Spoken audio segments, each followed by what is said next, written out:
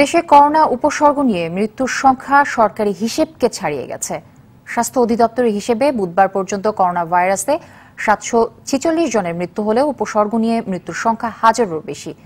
ঢাকা বিশ্ববিদ্যালয়ের centre for genocide সিজিসির পরিচালক অধ্যাপক ডক্টর ইমতিয়াজ আহমেদ বলেন, সঠিক সংখ্যা নিরূপণে নমুনা পরীক্ষা বাড়াতে হবে, আর উপসর্গ নিয়ে মৃত্যুকেও করোনায় মৃত্যু ধরতে হবে বলেছেন আইইডিসিআর এর সাবেক প্রধান বৈজ্ঞানিক কর্মকর্তা ডাক্তার মুস্তাক হোসেন।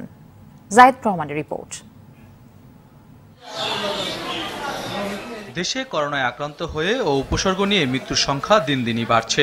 ঢাকা বিশ্ববিদ্যালয়ের গবেষণা প্রতিষ্ঠান সেন্টার ফর জেনোসাইড এর গবেষণায় দেখা যায়, সরকারি হিসেবের চেয়ে উপসর্গ নিয়ে মৃত্যুর হার এখন বেশি। জ্বর, কাশি ও শ্বাসকষ্টের বাইরেও সর্দি, ডায়রিয়া, গলা ব্যথা, ঠান্ডা লাগা, বুকে ব্যথা, বমি, মাথা ব্যথা, শরীরের ব্যথা, খিঁচুনি, পেটে ব্যথা, আমাশার মতো উপশম নিয়ে মৃত্যুর ঘটনা ঘটেছে বলে প্রতিবেদনে বলা হয়। 1 মাসের গবেষণায় দেখা যায়, উপসর্গ নিয়ে মৃত্যুর 77 ভাগ নমুনা সংগ্রহ করা হলেও 23 ভাগ সংগ্রহ করা হয়নি। শতকরা 4 ভাগের মৃত্যু হয়েছে বাইরে চলাচলরত অবস্থায়। আবার শনাক্ত না হওয়ায় চিকিৎসা সেবা না পেয়ে মৃতদের অনেকের দেহে কোভিড-19 সংক্রমণ নিশ্চিত হওয়া গেছে। আমরা কয়েকটা জিনিস বারবার তুলে ধরছি। একটা হলো বড় আকারে সেটা হলো টেস্টিং বাড়াতে হবে, কোনো সন্দেহ নেই। কারণ যেই পপুলেশন এবং যেহেতু আরেকটা জিনিস আমরা যেটা করেছি যে প্রতিটি ডিস্ট্রিক্ট আমরা দেখলাম ম্যাপিং করে যে সব ডিস্ট্রিক্টই মোটামুটি ভাবে ইনফেক্টেড হয়েছে। আমাদের টেস্ট কিন্তু বেড়েছে, এখন 10,000-এর উপরে চলে গেছে। এবং আমি প্রথম থেকে বলছিলাম যে যত বেশি টেস্টিং হবে তত এই কোভিড লাইক সিমটমস কমার কথা, কারণ হয় কোভিড থাকবে না হলে কোভিড থাকবে না। আইডিসিআর এর সাবেক প্রধান বৈজ্ঞানিক কর্মকর্তা যে কোনো মৃত্যুর কারণ নিশ্চিত হওয়ার তাগিদ দেন। প্রতিটি মৃত্যুই রিপোর্ট করা উচিত হাসপাতালে, কারণ শুধুমাত্র করোনা নয়, এই সময় অন্যান্য চিকিৎসা ব্যাহত হচ্ছে। দেখুন, ল্যাবরেটরি নিশ্চিত হওয়ার আগে তাদেরকে বলা যেতে পারে যদি তাদের করোনা জ্বর থাকে, শ্বাসকষ্ট থাকে, সেই শ্বাসকষ্ট যদি তীব্র হয়ে থাকে তিনি হাসপাতালে আসার আগে মৃত্যুবরণ করেন। বিশ্ব স্বাস্থ্য সংস্থা এবং বাংলাদেশের যে ক্লিনিক্যাল গাইডলাইন আমাদের সেই সঙ্গে অনুযায়ী সে হচ্ছে সন্দেহজনক করোনা রোগী। সেখানে চিকিৎসকই বিষয়টা নিশ্চিত করবেন। মহামারী কালে সকল মৃত্যুর কারণ নিশ্চিত হওয়া গেলে করোনায় প্রকৃত মৃত্যুর সংখ্যা জানা যাবে বলেও জানান বিশেষজ্ঞরা। কোভিড লাইক সিমটমস এর জাহিদ রহমান, আরটিভি, ঢাকা। এদিকে রাজধানীর পাশাপাশি বিভিন্ন জেলায় পাল্লা দিয়ে বাড়ছে করোনা সংক্রমণ ও মৃত্যুর হার। কুমিল্লায় করোনা আক্রান্ত হয়ে আওয়ামী লীগের 2 নেতা মারা গেছেন। এদের একজন নগরীর 15 নম্বর ওয়ার্ড আওয়ামী লীগ নেতা আবুল বাশার, অন্যজন ব্রাহ্মণপাড়া উপজেলা আওয়ামী লীগ নেতা মোহাম্মদ আতিকুর রহমান। এদিকে চট্টগ্রামে 3,500 ছাড়ালো আক্রান্তের সংখ্যা। গত 24 ঘন্টায় 158টি নমুনা পরীক্ষায় করোনা মিলেছে 140 জনের। এ নিয়ে মোট আক্রান্তের সংখ্যা 3,537 জন। রাজশাহীতে নমুনা নতুন করে 5 জন, বগুড়ায় 6 জন, চাঁপাইনবাবগঞ্জে 2 জন, পাবনায় 3 জন, নাটোরে 2 জন এবং পঞ্চগড়ে 4 জনের করোনা শনাক্ত হয়েছে। সিরাজগঞ্জে নতুন করে করোনা ভাইরাস পাওয়া গেছে 14 জনের দেহে। এদের 8 জন পুলিশ সদস্য। নওগাঁতে শনাক্ত হয়েছে 14 জন। দিনাজপুরে নতুন 11 জন। মোট আক্রান্তের সংখ্যা 266 জন।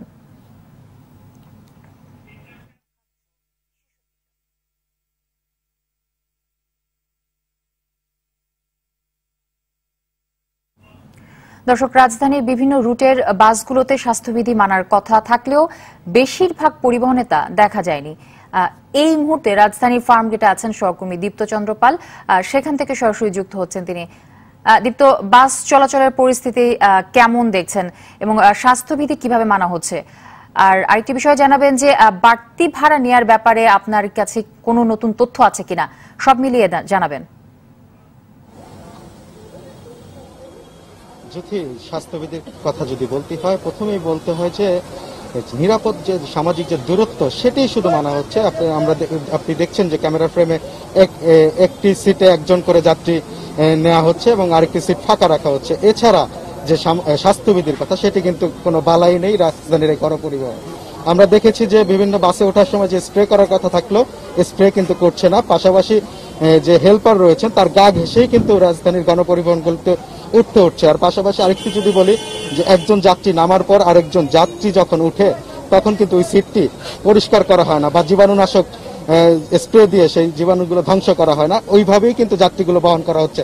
সেই সঙ্গে কিন্তু আরেকটি অভিযোগ রয়েছে যাত্রীদের কাছ থেকে, যে ভাড়া বেশি আদায়ের অভিযোগ। আমি একজন যাত্রীর সঙ্গে কথা যদি একটু বলি, আপনি আমাদেরকে একটু জানাবেন যে ওঠার সময় আপনাদের স্প্রে করা হয়েছিল?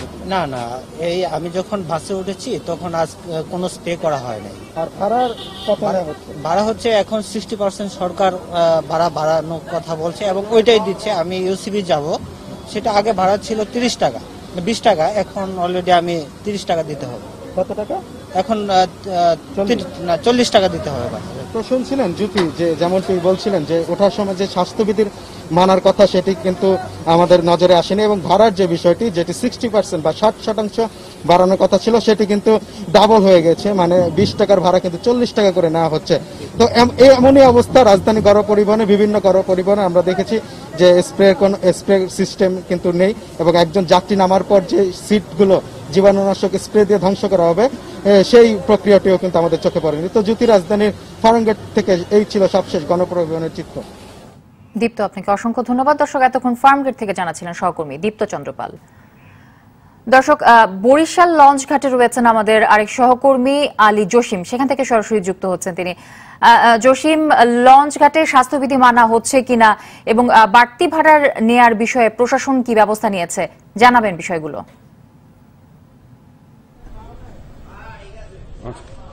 আচ্ছা জ্যোতি, আমি এখন বরিশাল লঞ্চ টার্মিনালে দাঁড়িয়ে আছি। এখান থেকে বরিশালে প্রায় 13টি রুটে লঞ্চ চলাচল করতেছে, আভ্যন্তরীণ 12টি রুটে এবং দূরপাল্লার একটি রুটে লঞ্চ চলাচল করে। এখানে যে লঞ্চগুলি ছাড়া হচ্ছে, ছোট লঞ্চগুলিতে কিছুটা স্বাস্থ্যবিধি মানা হলেও বড় লঞ্চগুলিতে তেমন মানা হচ্ছে না এই স্বাস্থ্যবিধি। এই স্বাস্থ্যবিধি না মানার ফলে বিআইডব্লিউটিএ এবং জেলা প্রশাসনের নির্বাহী ম্যাজিস্ট্রেট দ্বারা পরিচালিত ভ্রাম্যমাণ আদালত কালকে, আপনাকে জানিয়ে রাখি, কালকে সন্ধ্যা ঢাকাগামী 6টি লঞ্চ ছেড়ে গেছে। তার 3টি লঞ্চকে 12,000 টাকা জরিমানা করেছে এবং 5 জন যাত্রীকে 2,000 টাকা জরিমানা করেছে। যাত্রীদের মুখে মাস্ক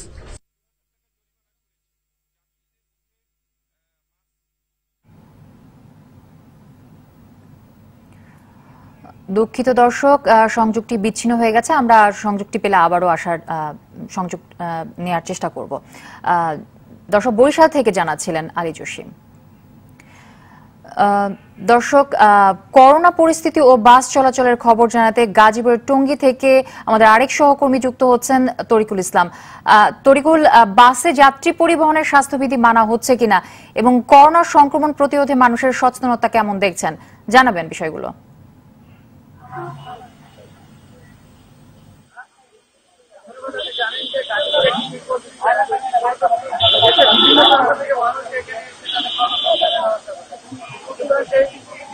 এখানে কিন্তু অনেকটা বেশি আমরা দেখতে পাচ্ছি যে পরিবহনে কিন্তু তেমন স্বাস্থ্যবিধি মানা হচ্ছে না এবং তারা হচ্ছে ভাড়া নেওয়ার করতেও কিন্তু তাদেরকে কোন রকমের স্বাস্থ্যবিধি মেনে সামাজিক দূরত্ব বজায় রেখে তাদেরকে কোনো নিরাপত্তা দেওয়ার ব্যবস্থা করছে না এবং তারা নিজেরাও কোনো রকমের স্বাস্থ্যবিধি মানছে না। এছাড়াও গতকাল 24 ঘন্টায় আমরা যে বিষয়টি আমরা জানতে পেরেছি যে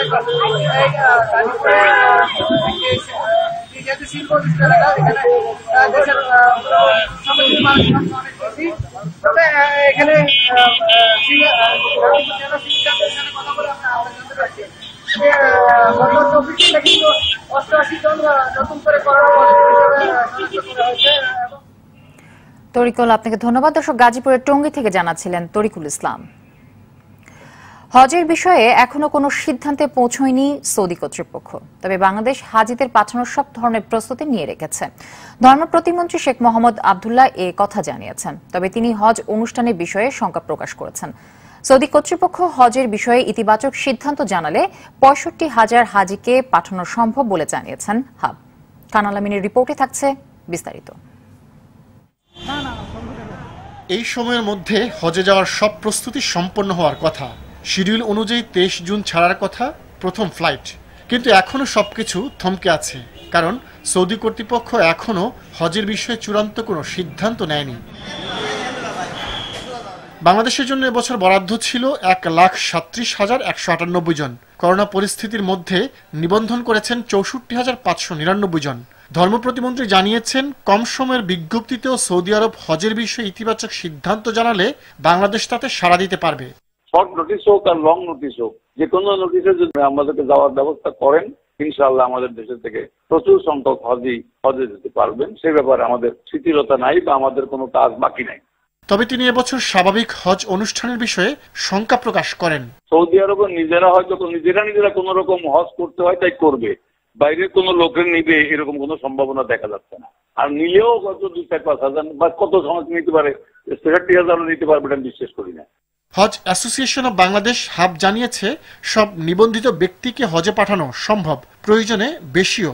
তবে সবকিছুই নির্ভর করছে সৌদি আরবের সিদ্ধান্তের উপর। যেসব হজ যাত্রী আগ্রহী তাদের নিবন্ধন সম্পন্ন করে তৈরি হয়ে বসে আছি সৌদি কর্তৃপক্ষের সিদ্ধান্তের অপেক্ষায়। সৌদি কর্তৃপক্ষ যখনই বাংলাদেশের হজ যাত্রীদের যাওয়ার বিষয়ে সিদ্ধান্ত দিবেন, আমরা তাদের সিদ্ধান্ত অনুসারে বাংলাদেশের হজ যাত্রীদেরকে নিয়ে হজে যেতে পারবো। তিনি মনে করেন, করোনা পরিস্থিতিতে সীমিত পরিসরে হজ হতে পারে। সেখানে বিশ্বের সব মুসলিম দেশের অংশগ্রহণ থাকতে পারে, আবার কেবল সৌদি নাগরিকরাও অংশ নিতে পারেন। যদি সীমিত আকারে হয় তাহলে সীমিত আকারেও কত সংখ্যায় নিয়ে যাব সে বিষয়ে যখন মন্ত্রণালয়, সৌদি হজ ও উমরা মন্ত্রণালয় আমাদেরকে জানাবেন, আমরা প্রস্তুতি নিতে পারবো। চুয়াডাঙ্গার দামুড়হুদায় মোটরসাইকেল ও অটোরিকশার মুখোমুখি সংঘর্ষে এক অন্তঃসত্ত্বা সহ 2 নারী নিহত হয়েছেন। আহত হন মনির হোসেন নামে আরও একজন। তিনি চুয়াডাঙ্গা সদর হাসপাতালে চিকিৎসাধীন। গতরাতে উপজেলার চুয়াডাঙ্গা দামুড়হুদা সড়কের কোষাঘাটা এলাকায় এ দুর্ঘটনা ঘটে। পুলিশ জানায়, মোটরসাইকেল যোগে ওই 3 জন চুয়াডাঙ্গা থেকে হাতিভাঙ্গা এলাকায় যাচ্ছিলেন। কোষাঘাটার পৌঁছলে বিপরীত দিক থেকে আসা একটি অটোরিকশার সঙ্গে মুখোমুখি সংঘর্ষ হয়। এতে ঘটনাস্থলেই একজনের মৃত্যু হয়। হাসপাতালে নেয়ার পর মারা যান আরেকজন।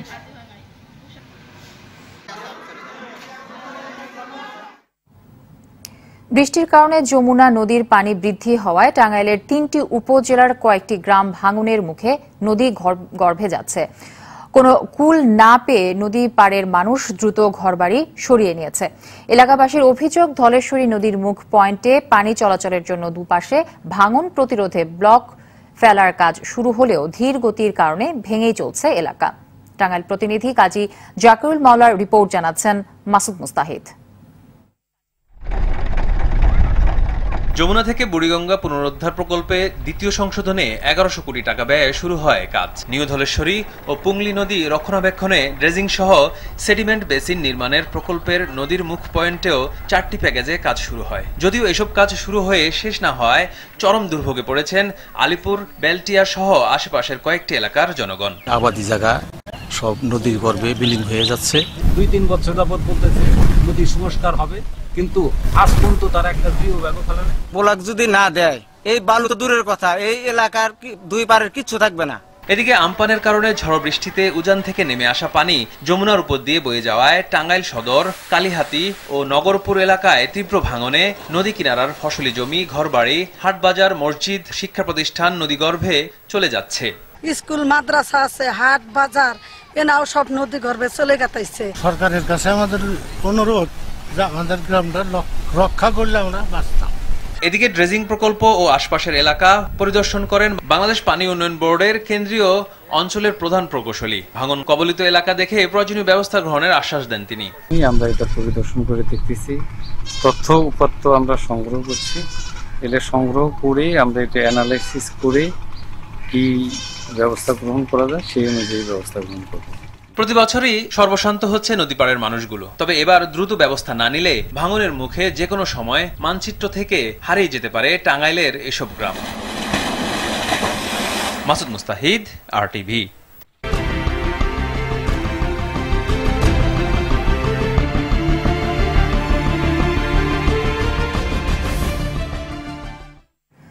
জীবন বাঁচাতে মানুষ যখন ঘরের ভিতরে, তখন আমাদের চারপাশ সাজাতে রাস্তায় ব্যস্ত সময় পার করছেন পরিচ্ছন্নতা কর্মীরা। কি রোদ, কি বৃষ্টি, ঝড়ের মধ্যেও নিজের দায়িত্ব যথা নিয়মে পালন করে যাচ্ছেন তারা। সারা দেশের ন্যায় একই নিয়মে চলছে সাভার পৌরসভার পরিষ্কার পরিচ্ছন্ন কর্মীদের জীবন। করোনা পরিস্থিতিতেও ভয়হীন চিত্রে নির্ভীক এই যোদ্ধারা আমাদের চারপাশ পরিষ্কার পরিচ্ছন্ন রাখবার কাজটি করে চললেও মাসিক হাজিরা বেতনের মধ্যেই ঝুলে আছে তাদের জীবন। সাভারের staff reporter Ziaur Rahman Zia report জানাচ্ছেন মাসুদ মুস্তাহিদ। জীবন বাঁচাতে কেউ থাকছেন ঘরে, আবার কেউ বাহিরে। বলছিলাম পরিচ্ছন্নতা কর্মীদের কথা। করোনা পরিস্থিতিতে লকডাউনের কারণে মানুষ ঘরবন্দি হলেও কাকডাকা ভরে বাড়ি বাড়ি গিয়ে ময়লা আবর্জনা তুলে নিচ্ছেন পরিষ্কার পরিচ্ছন্নতা কর্মীরা। শুধু বাড়ি বাড়ি নয়, পাড়া মহল্লার অলিগলি ও হাট বাজারগুলোকেও পরিষ্কার পরিচ্ছন্ন রাখছেন তারা। এমন পরিস্থিতিতে ঝুঁকির মধ্যেও করছেন কাজ, অথচ চুক্তিভিত্তিক নিয়োগে মিলছে শুধুই মাসিক বেতন। বছরের পর বছর চাকুরি করেও খালি হাতেই ফিরতে হয় শেষ জীবনে। কাজ তো করা লাগবে, না করলে পরে এলে কাজটা কে করবে? আবার পেটের দায় তো আইসা লাগে, চাকরির জন্য তো চাকরির ক্ষেত্রে তো কাজ করাই লাগে। জীবনের ঝুঁকি নিয়ে কিন্তু আমি কাজ করতেছি। আমার জীবনের ঝুঁকিটা খেয়ে নিলে আমার পরিবার আছে, আমার বাল বাচ্চা আছে। সুন্দর একটি সকাল পরিচ্ছন্ন নগরী উপহার দিতে আপ্রাণ চেষ্টা তাদের। মহল্লায় আসিয়া মানুষের বাসায় বাসায় রাস্তাঘাটে যত মহিলা আছে সব আমরা টানি। সরকার তো বহুত অনুদান দিচ্ছেন, বহুত সুযোগ সুবিধা দিচ্ছেন, তাইলে আমাদের কিছু নাই। আমরা কি এভাবে কি আমাদের জীবনটা কি বেকার যাবে? করোনা পরিস্থিতিতে কাজ করার ঝুঁকিটি আমলে নিয়েই পরিচ্ছন্নতা কর্মীদের সহযোগিতার আশ্বাস দিলেন পৌর মেয়র। তাদের যদি আমরা সুরক্ষা না করতে পারি তাহলে আমি সবার পৌরসভা কিভাবে সুরক্ষা করতে পারি? সরকারের কাছে আমি বিনীতভাবে অনুরোধ করবো যেন ওই পরিচ্ছন্ন কর্মীদের যে সরকার থেকে যেন একটা প্রণোদনা দেওয়ার ব্যবস্থা করেন আর কি, এই দাবিটা আমি করবো। এমন ভয়াল পরিস্থিতিতে পরিচ্ছন্নতা কর্মীদের কাজের ঝুঁকির কথা বিবেচনায় এনে তাদের সন্তোষজনক প্রতিদান দেওয়ার উদ্যোগ নিবে প্রশাসন, এমন প্রত্যাশা সবার। মাসুদ মুস্তাহিদ, RTV। দর্শক, করোনা ভাইরাস নিয়ে আতঙ্কিত হবেন না, সতর্ক হন, নিজে পরিচ্ছন্ন থাকুন, অন্যকে সচেতন করুন। এই সংকট মুহূর্তে প্রয়োজনীয় সব তথ্য নিয়ে আপনাদের পাশে আছে RTV। দর্শক, RTV করোনা হেল্পলাইন সরাসরি সম্প্রচার হয় প্রতিদিন রাত 9টায়। করোনা নিয়ে আপনার জিজ্ঞাসা, প্রশ্ন, অভিযোগ, মতামত জানান, অথবা আপনার সংক্ষিপ্ত প্রশ্ন অথবা বক্তব্য ভিডিও করে আপলোড করুন RTV করোনা হেল্পলাইনের মেসেঞ্জারে, আর দেখুন লাইভ অনুষ্ঠানে। দর্শক, সকালের সংবাদ এ পর্যন্তই। RTV সবশেষ সংবাদ জানতে যে কোনো মোবাইল ফোন থেকে 2414 নাম্বার ডায়াল করুন। আর মোবাইল ফোনের সংবাদ দেখতে অ্যাপ স্টোর, গুগল প্লে বা উইন্ডোজ স্টোর থেকে ডাউনলোড করুন RTV অ্যাপস।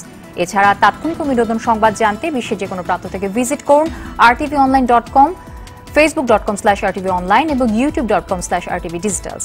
দর্শক, এখন থেকে RTV সব বিনোদনমূলক অনুষ্ঠান দেখতে পারবেন RTV প্লাসে। ধন্যবাদ সবাইকে।